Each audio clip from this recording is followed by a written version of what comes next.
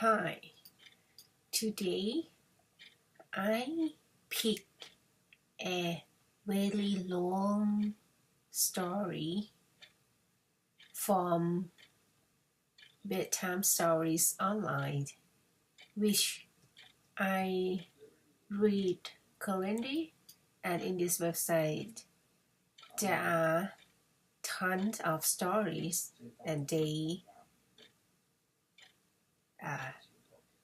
set in the groups like 1, 2, 3, 4, 5, 6 groups, and today I choose one from fairy tales. Beauty and the Beast.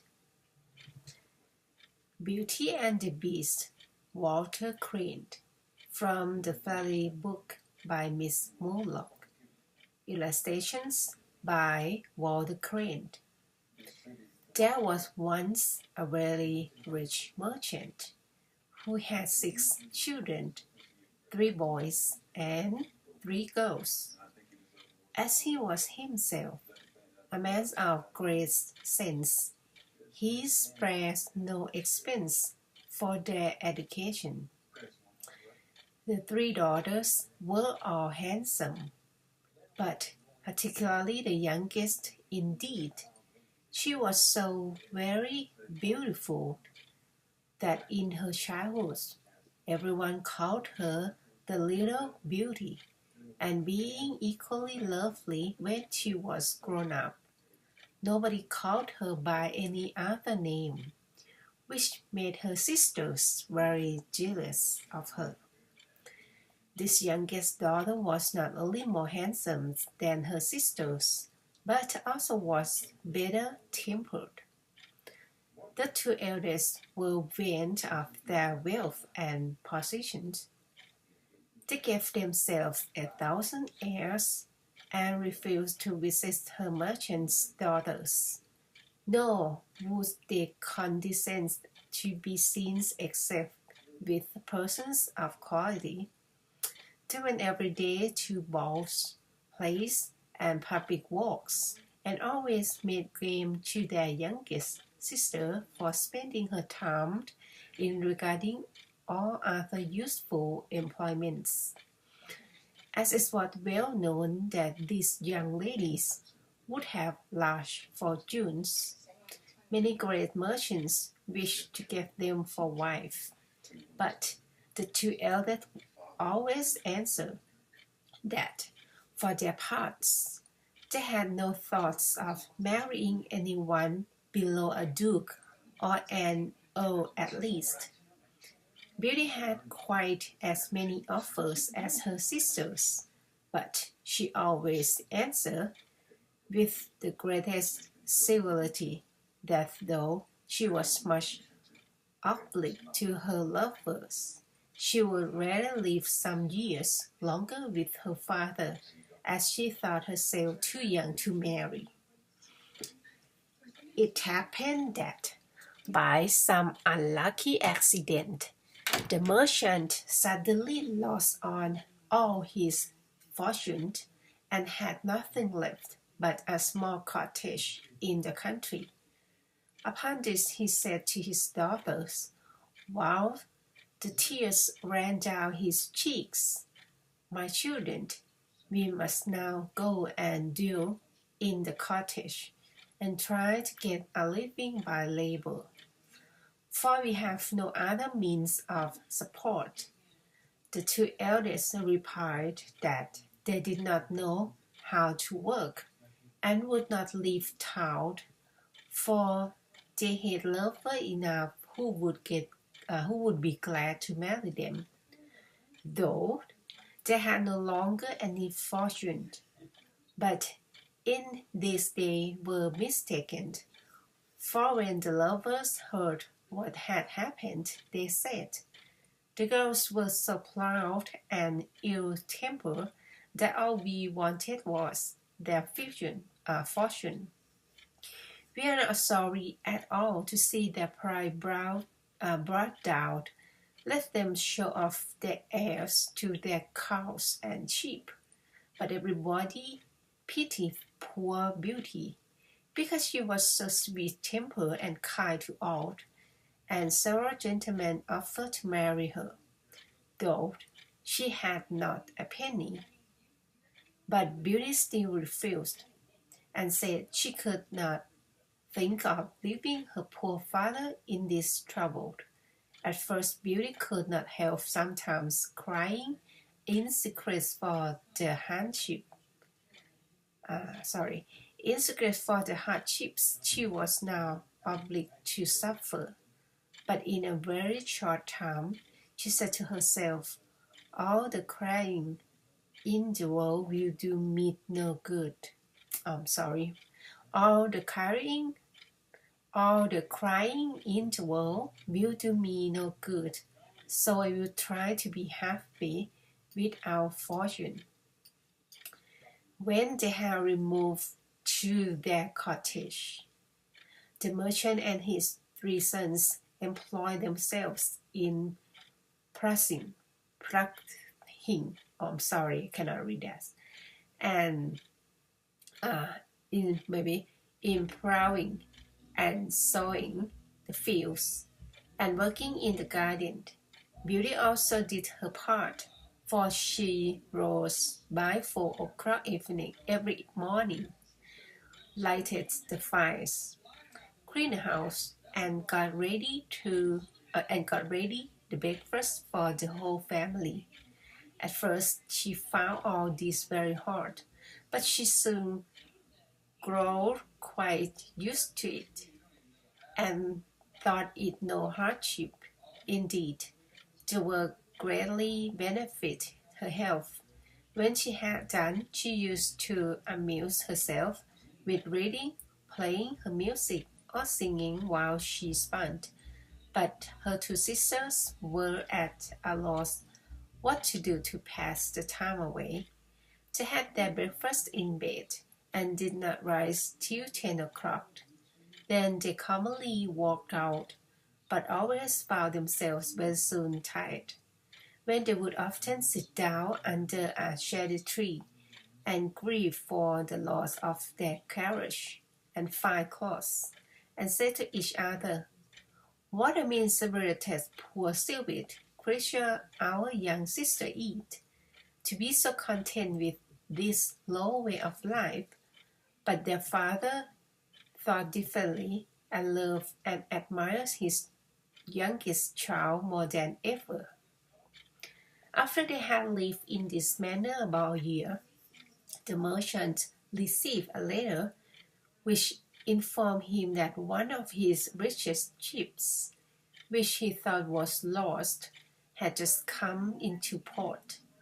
This news made the 2 elder sisters almost mad with joy, for they thought they should now leave the cottage, and have all their finery again. When they found that their father must take a journey to the ship, the 2 eldest begged he would not fail to bring them back some new gowns, caps, rings, and all sorts of trinkets. But Beauty asked for nothing, for she thought in herself that all the ship was worth would hardly buy everything her sister wished for. "Beauty," said the merchant, "how comes it that you ask for nothing? What can I bring you, my child?" "Since you are so kind as to think of me, dear father," she answered, "I should be glad if you would bring me a rose, for we have none in our garden." Now Beauty did not indeed wish for a rose, nor anything else, but she said this that she might not affront her sisters. Otherwise, they would have said she wanted her father to praise her for desiring nothing. The merchant took his leave of them, and set out on his journey. But when he got to the ship, some persons went to law with him about the cargo, and after a deal of trouble he came back to his cottage as far as he had left it. When he was within 30 miles of his home, and thinking of the joys of again meeting his children, he lost his way in the midst of a dense forest. It rained and snowed very hard, and besides, the wind was so high as to throw him twice from his horse. Night came on, and he feared he should die of cold and hunger, or be torn to pieces by the wolves that he heard howling round him. All at once he cast his eyes towards a long avenue and saw at the end a light, but it seemed a great way off. He made the best of his way towards it, and found that it came from a splendid palace, the windows of which were all blazing with light. It had great bronze gates, standing wide open, and 5 courtyards, through which the merchants passed, but not a living soul was to be seen. There were stables too, which his poor, starved horse, less scrupulous than himself, entered at once, and took good meal of oats and hay. His master then tied him up and walked towards the entrance hall, but still without seeing a single creature. He went on to a large dining parlor, where he found good fire and a table covered with some very nice dishes, but only one plate with a knife and fork. As the snow and rain had wetted him to the skin, he went up to the fire to dry himself. "I hope," said he, "the master of the horse or his servants will excuse me, for it surely will not be long now before I see them." He waited some time, but still nobody came. At last the clock struck 11, and the merchant, being quite faint for the want of food, helped himself to a chicken and 2 glasses of wine, yet all the time trembling with fear. He sat till the clock struck 12, and then, taking courage, began to think he might as well look about him.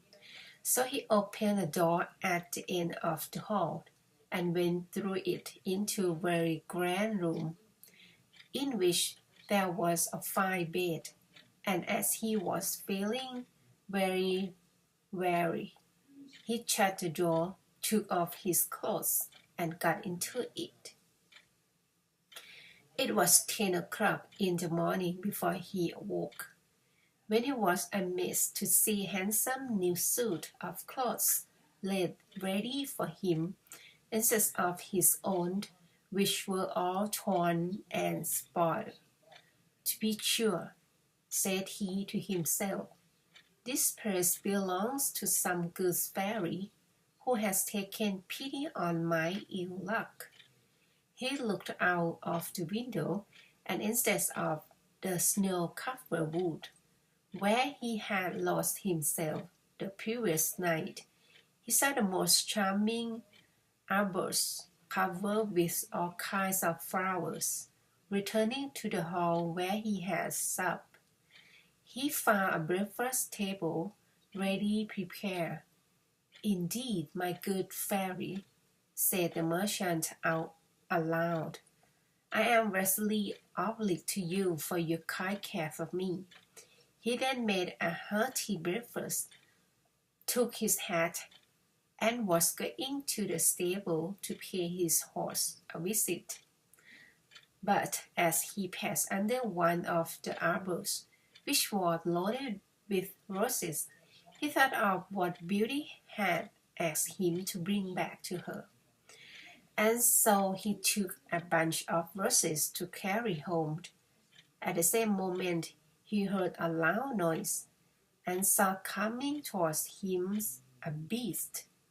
so frightful to look at that he was ready to faint with fear.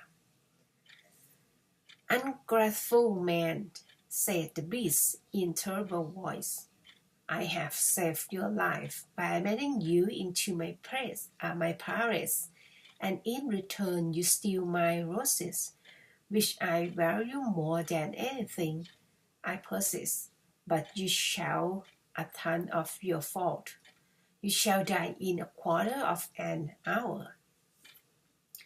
The merchant fell on his knees and, clasping his hands, said, "Sir, I humbly beg your pardon. I did not think it would offend you to gather a rose for one of my daughters, who had entreated me to bring her one home. Do not kill me, my lord." "I am not a lord, but a beast," replies the monster. "I hate false compliments, so do not fancy that you can coax me by any such ways. You tell me that you have daughters, now I suffer you to escape. If one of them will come and die in your stead. If not, promise that you will yourself return in 3 months, to be dealt with as I may choose."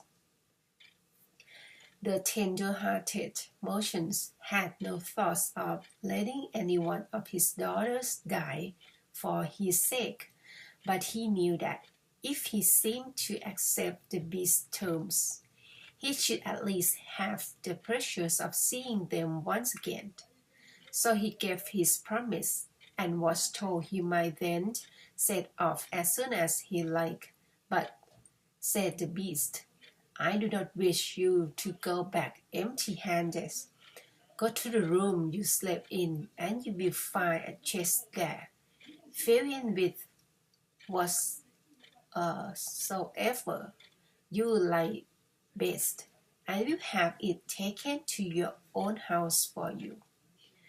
When the beast had said this, he went away. The good merchant, left to himself, began to consider that as he must die, for he had no thoughts of breaking a promise made even to a beast, he might as well have the comforts of leaving his children provided for.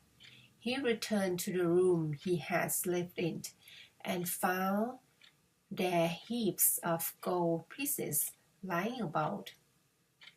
He filled the chest with them to the very brim, locked it, and mounting his horse, left the palace as sorrowful as he had been glad when he first beheld it. The horse took a path across the forest of his own accord, and in a few hours they reached the merchant's house.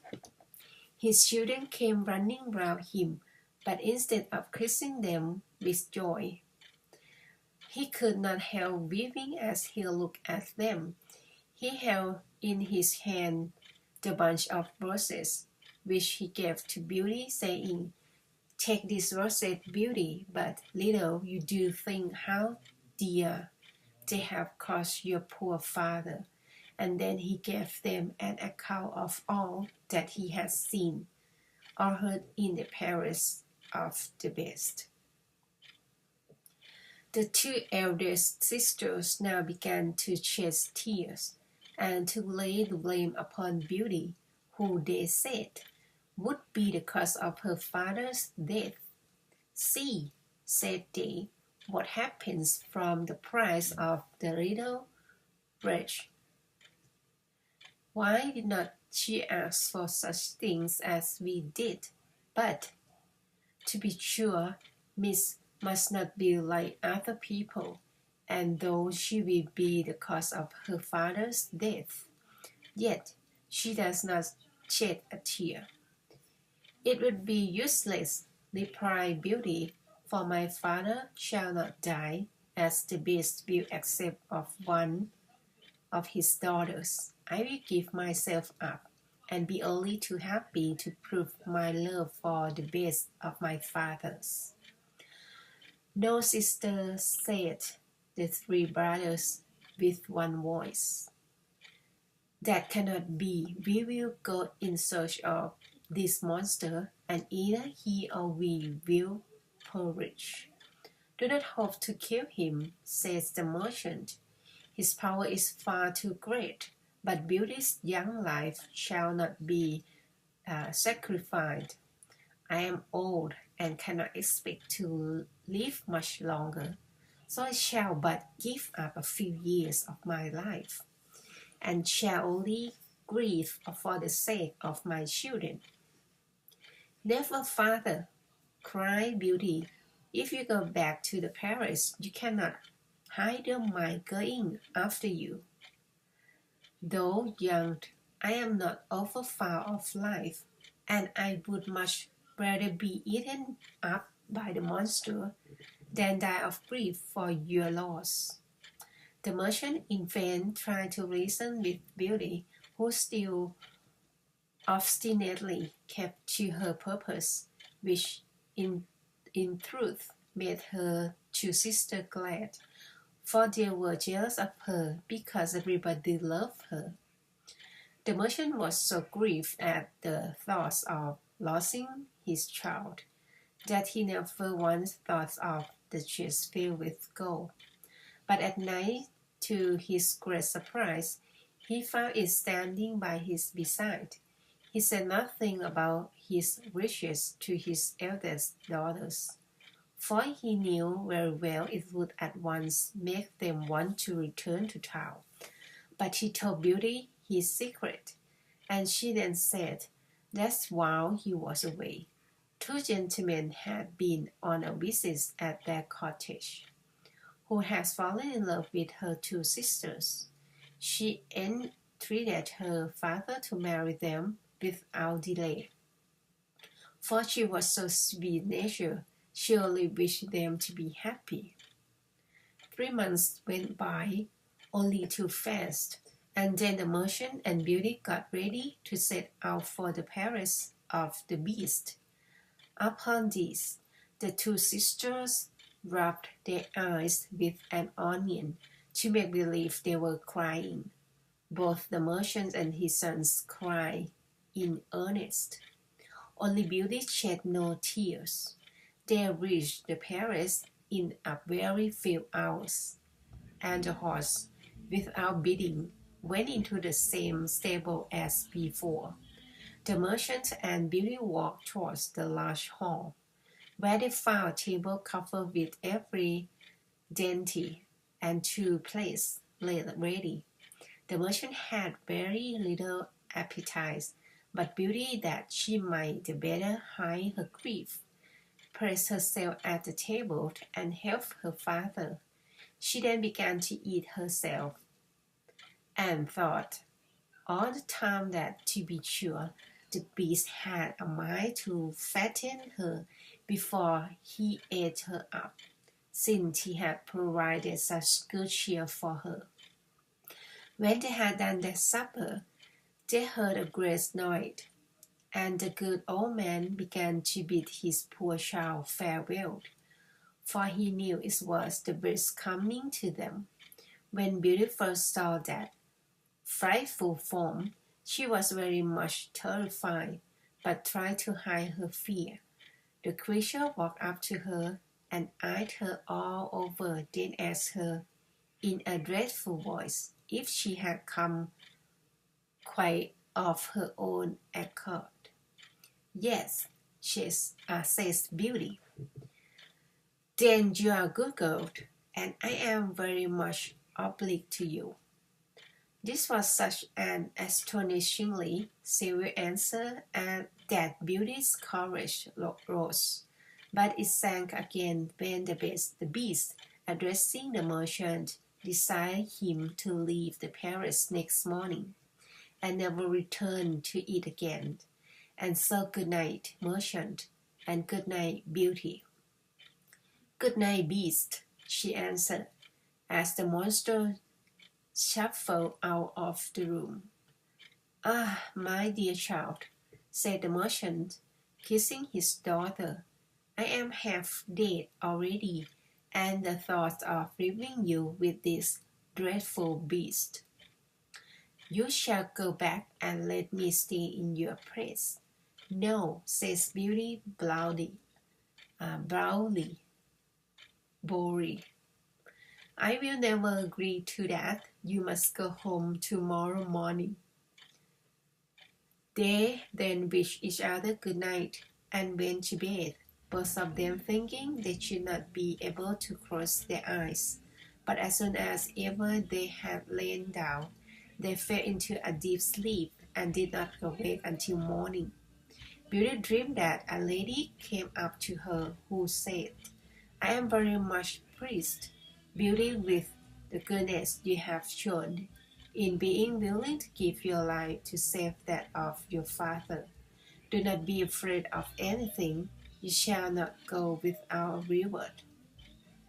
As soon as Beauty awoke, she told her father this dream, but though it gave him some comfort, it was a long time before he could be persuaded to leave the Paris. At last, Beauty succeeded in getting him safely away.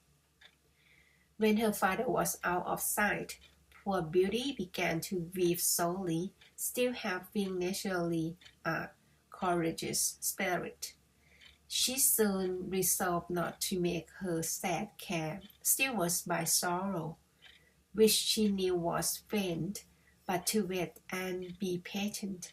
She walked about to take a view of all the Paris, and the elegance of every part of it must charm her.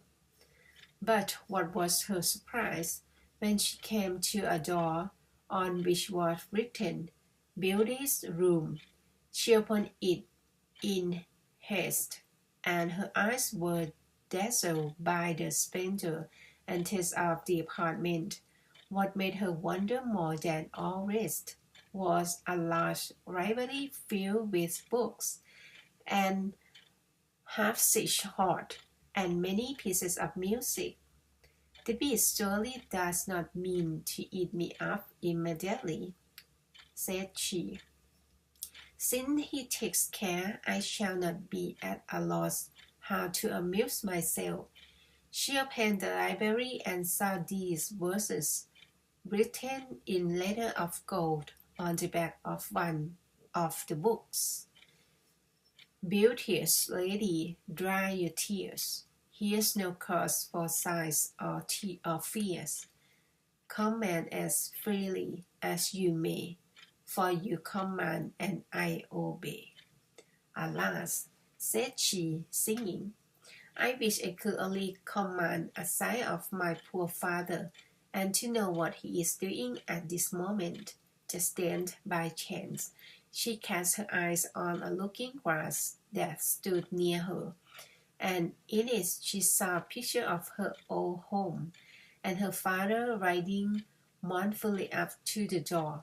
Her sisters came out to meet him, and although they tried to look sorry, it was easy to see that in their hearts they were very glad. In a short time all these pictures disappeared, but it caused Beauty to think that the beast, besides being very powerful, was also very kind. About the middle of the day she found a table laid ready for her, and a sweet concert of music played all the time she was dining, without her seeing anybody. But at supper, when she was going to seat herself at table, she heard the noise of the beast, and could not help trembling with fear. "Beauty," said he, "will you give me leave to see your sup?" "That is as you please," answered she, very much afraid. "Not in the least," said the beast. "You alone command in this place. If you should not like my company, you need only say so, and I will leave you that moment. But tell me, Beauty, do you not think me very ugly?" "Why, yes," said she, for I cannot tell a falsehood. But then I think you are very good. Am I? Sadly replied the beast. Yet, besides being ugly, I am also very stupid. I know well enough that I am but a beast. Very stupid people, said Beauty, are never aware of it themselves. At which kindly speech the beast looked pleased and replied, not without an awkward sort of politeness. Pray do not let me detain you from supper, and be sure that you are well served. All you see is your own, and I should be deeply grieved if you wanted for anything. You are very kind, so kind that I almost forgot you are so ugly, said Beauty earnestly. Ah, yes, answered the beast with a great sigh. I hope I am good-tempered, but still I am only a monster. There is many a monster who wears the form of a man. It is better of the two to have the heart of a man and the form of a monster. I will thank you, Beauty, for this speech, but I am too senseless to say anything that would please you. Returned the beast in a melancholy voice, and altogether he seemed so gentle and so unhappy that Beauty, who had the tenderest heart in the world, felt her fear of him gradually vanished. She ate her supper with a good appetite, and conversed in her own sensible and charming way, till at last, when the beast rose to depart, he terrified her more than ever by saying abruptly, in his scarf voice, Beauty, will you marry me? Now Beauty, frightened as she was, would speak only the exact truth. Besides, her father had told her that the beast liked only to have the truth spoken to him, so she answered in a very firm tone, No, beast. He did not go into a passion or do anything but sigh deeply and depart. When Beauty found herself alone, she began to feel pity for the poor beast. Oh, said she, what a sad thing it is that he should be so very frightful, since he is so good-tempered. Beauty lived 3 months in this palace very well pleased. The beast came to see her every night and talked with her while she supped, and though what he said was not very clever, yes, as she saw in him every day some new goodness. Instead of dreading the time of his coming, she soon began continually looking at her watch to see if it were 9 o'clock, for that was the hour when he never failed to visit her. One thing only vexed her, which was that every night before he went away, he always made it a rule to ask her if she would be his wife, and seemed very much grieved at her steadfastly replying, No. At last one night she said to him, You wound me greatly, beast, by forcing me to refuse you so often. I wish I could take such a liking to you as to agree to marry you, but I must tell you plainly that I do not think it will never ever happen. I shall always be your friend, so try to let that content you. I must, sighed the beast, for I know well enough how frightful I am, but I love you better than myself. Yet I think I am very lucky in your being pleased to stay with me. Now promise me, Beauty, that you will never leave me. Beauty would almost have agreed to this, so sorry was she for him, but she had that day seen in her magic glass, which she looked at constantly, that her father was dying of grief for her sake. "Alas," she said, "I long so much to see my father, that if you do not give me leave to visit him, I shall break my heart." "I would rather break my beauty," answered the Beast. "I will send you to your father's cottage. You shall stay there, and your poor Beast shall die of sorrow." "No," said Beauty, crying, "I love you too well to be the cause of your death. I promise to return in a week.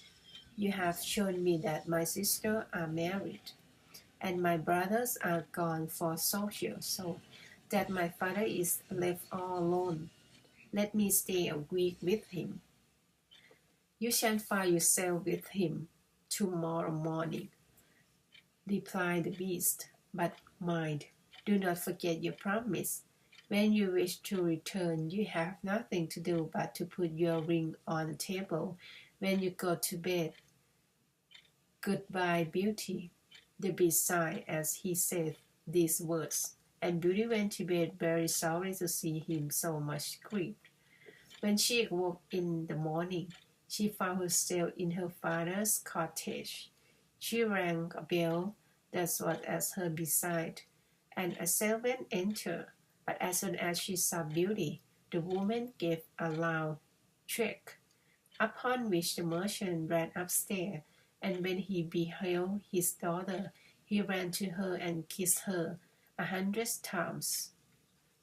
At last, Beauty began to remember that she had brought no clothes with her to put on, but the servant told her she had just found in the next room a large chest full of dresses, trimmed all over with gold, and adorned with pearls and diamonds.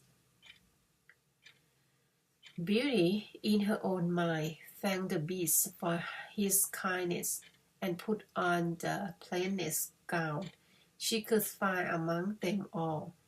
She then desired the servant to lay the rest aside, for she intended to give them to her sister. But as soon as she had spoken these words, the chest was gone out of sight in a moment. Her father then suggested perhaps the Beast chose for her to keep them all for herself, and as soon as he had said this, they saw the chest standing again in the same place. While Beauty was dressing herself, a servant brought word to her that her sister would come with their husbands to pay her a visit. They both lived unhappily with the gentleman they had married. The husband of the eldest was very handsome, but was so proud of this that he thought of nothing else from morning till night, and did not care a pin for the beauty of his wife. The second had married a man of great learning, but he made no use of it except to torment and affront all his friends, and his wife more than any of them. The two sisters were ready to burst with spite when they saw Beauty dressed like a princess, and looking so very charming. All the kindness that she showed them was of no use, for they were vexed more than ever when she told them how happy she lived at the palace of the Beast. The spiteful creatures went by themselves into the garden, where they cried to think of her good fortune. "Why should the little wretch be better off than we?" said they. "We are much handsomer than she is." "Sister," said the eldest, "a thought has just come into my head.